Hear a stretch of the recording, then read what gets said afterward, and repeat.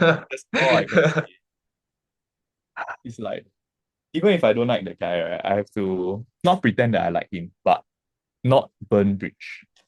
I see. Okay, Yeah. okay. So I think despite even if you think it's a very technical job, right? But you realize like even if you're a developer, you're a data scientist, you're very technical, right? You will need a lot of people to help you. Okay. Uh and it'll be stuff like getting approval, getting requests, expediting your uh account approval, for example, Mhm. right?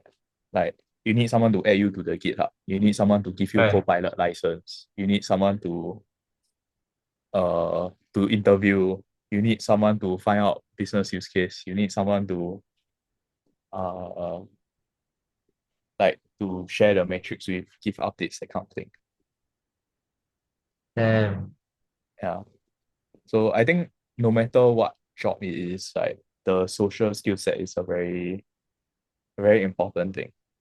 It's under I think it's gaining more traction, Okay. but if you're a comp science student, one of the ways you can stand out is really by being good at your social skills.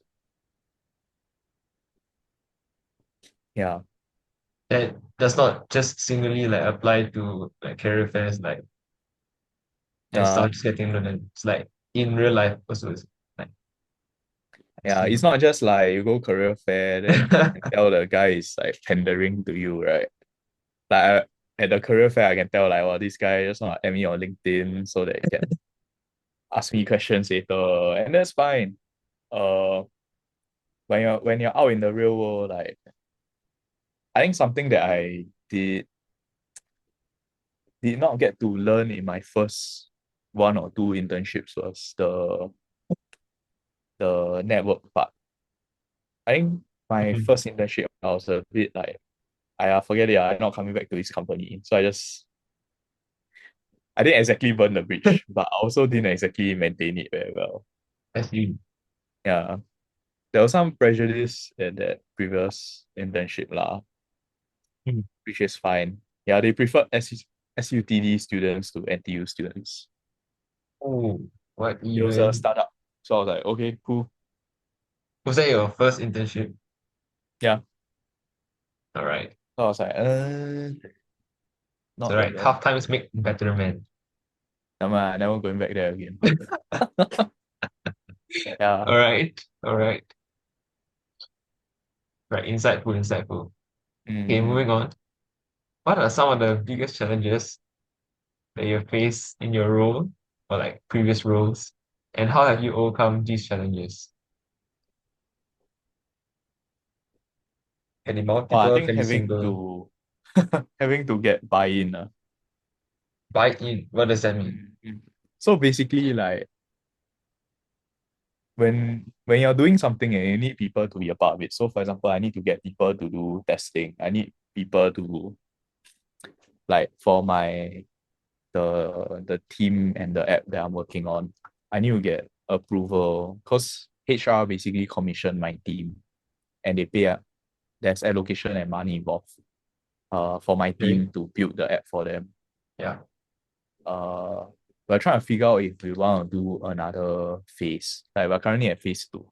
Then we're trying to figure out whether do we want phase three. So part of the talks was then I had to do a presentation at 11:30 p.m. in US time Oh my to days. a AVP who is associate vice pres that is like three levels down from the CEO to get the buy-in of an executive level person to say yes, yes, we have done good and it'll be good if you can have a phase three. Right. Yeah. So I think part of the challenge is understanding their perspective and where they are coming from and why they need to get this done. So I think understanding that some people that are working with, perhaps they are in middle management. Uh, I work with associate directors who, and get this, I'm an associate spec. I'm like at the bottom Okay, Okay, okay, not that low, but not that high. I I just get. enter only. And then I have to work with ADs to figure out what they want and why they are doing stuff. And you realize they are just forced to do it. They don't even know like their job. Oh damn. So some of them you have to get their buy-in to do the task that you need them to do. So like honestly, the biggest challenge is the social aspect. Like managing stakeholders is very important. Right. Is a very important skill. Yeah. I think part of the part of how I've been able to learn all this is partially in CF. Okay. I think A lot of stakeholders there. I'm not even kidding. You should join Exco because right, you'll meet a lot of interesting people, and work is like Exco. Because why I say that is you basically have a mix of people who want to be there and don't want to be there. You have a mix of people with different expectations. You have a mix of people from different disciplines, Yeah. and that's the key thing. People have different training, and when they have different training, they have different ways of solving problems. Okay. And sometimes you just run into conflict or you run into differences, and you need to manage their expectation or you need to manage how to get them on board with what you need to do. Uh, and that happens lah. Because at work you have people who studied business, right? Non-technical people that you need to explain technical stuff to. Yeah. Executive people that, for example, the AVP, she don't care that I'm going to explain the tech stack and like what we're doing and why we're doing. She don't even care that I created a interactive dashboard. She just cares whether she can use it and what's the numbers and what the numbers mean. That's all. And straightforward. Yeah. So you need to understand at different levels, right? Who you're talking to, your stakeholders, different teams, what they need. And I think that's the social aspect is really the biggest challenge. I see. It's a Yeah. matter of perspective, isn't it? Yeah. When you're doing AI, right, the most important thing is why do people want AI? Because Mm. profits. Right. Right. It's either productivity gains, efficiency, so you reduce costs, or profit. Like Mm. it's just these two. It's very cutthroat. Damn. Yeah. Every company you go, right, they say AI, right, it's only implement for these two reasons. Every decision boils down to these two. Not just Mm-mm. AI lah, but anything. Yeah, Damn. Mm.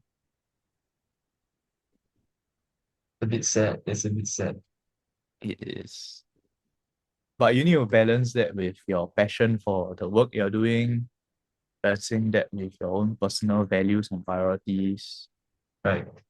Yeah, balancing like what are you willing to do for the company and not you lose sleep over. Mm. Yeah. And on top of that, then perhaps understanding what's the implications of the work that you're doing. Lah. Yeah. Yeah. Okay. Okay. All right. Thank you for sharing. And lastly, our final question will be, what advice would you give to someone who is aspiring to enter this field? And are there any professional organizations or resources that you would recommend for networking and career growth? I think uh I'll be very honest. Don't bother with the open company open house nonsense. Company open house, as Yeah, in, when I was a student, right, there was a lot of like small tours of companies. Then you go to the company, they'll show you what they do. Then they'll have a short sharing. They call it networking session. Yeah, I would Uh, expect. you can go for some, but my personal experience is that it's quite a huge waste of time. Uh, you'll be far better off talking to people who are working day to day and then trying to ask if there are, I know NTU has some projects that they work with industry, right? If you Yeah. can be as connected as possible, follow the news, uh, follow keep in touch with people who are working in your industries. Uh, when you go for internships, keep in touch with those people. Mm. Uh, and at the same time, continue to learn on top of your curriculum, or Additional learning. think about how your curriculum, what you're learning now, right, Yeah. can be applied in the field. Yeah. Mm. I think for you specifically, if you're going to look at AI and data science, then you need to think about, okay, now is Gen AI, but then why is Gen AI important? And what are some use cases? And then what are some gaps? What are some gaps in the market? Yeah. Then yeah, resources. I think one of the things you can go is if you're a student, right, it's great. There's a lot of resources. You should join the Google Student Developer Club. Interesting. And then the Singapore Computer Society Club. That one got I think there's a membership for students for Oh, free. okay, for this both of these clubs, they like provide information and updates, or they also like hold classes. They hold sessions, they provide uh sessions for you either to learn, do professional certification, or get to Oh, network. So there's quite a few things. Yeah. okay, You can join these kind of clubs. You can attend. There's this machine learning meetup. I can send it to you. interesting. It's hosted by my old my old internship. There was this machine learning expert. Uh, his name is uh, what's his name? Martin. Wow, wow, that's insane. Now there's like 7,000, 6,700 people. Last time when I went for it, was like a few hundred. And Uh, it, it, it exploded after ChatGPT. Yeah. Yeah. okay, communities I lah. thought I thought I joined this group.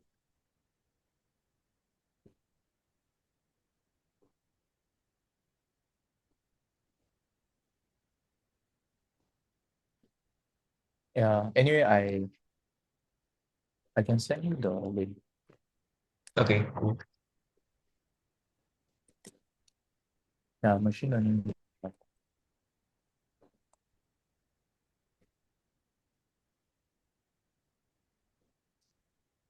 Yeah, so I attended this event last time. Is at yes, Martin Andrews and Sam.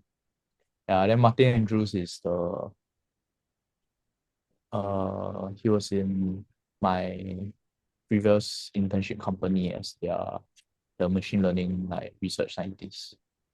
Mhm. Yeah. So yeah, this one is interesting. They have regular events. Yeah. Is it? It's normally like, oh, it's